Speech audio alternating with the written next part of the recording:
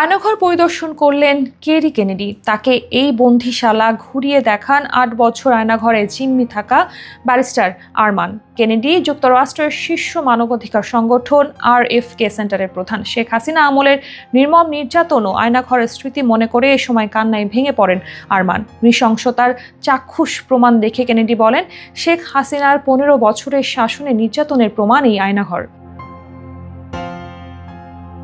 ১৩ মে আয়নাঘর পরিদর্শনের সময় Kerry Kennedy সরাসরি সেই স্থানটি দেখেন, যেখানে ব্যারিস্টার আরমান বছরের পর বছর অন্ধকার কক্ষে বন্দী অবস্থায় মানবেতর জীবনযাপন করেন।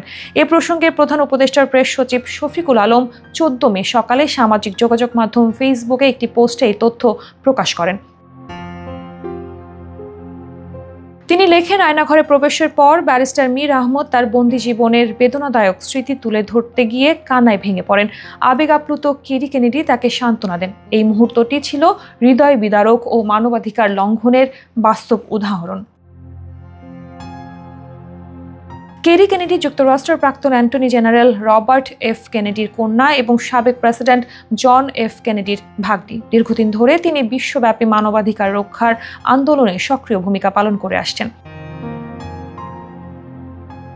ফেসবুক পোস্টে আরও উল্লেখ করা হয়, শেখ হাসিনার নেতৃত্বাধীন সরকারের ১৫ বছরের দুর্নীতিগ্রস্ত ও নৃশংস শাসনামলে বাংলাদেশে মানবাধিকার লঙ্ঘনের অসংখ্য ঘটনা ঘটেছে। এসব ঘটনা আন্তর্জাতিকভাবে তুলে ধরতে কেরি কেনেডি গুরুত্বপূর্ণ ভূমিকা পালন করেছেন।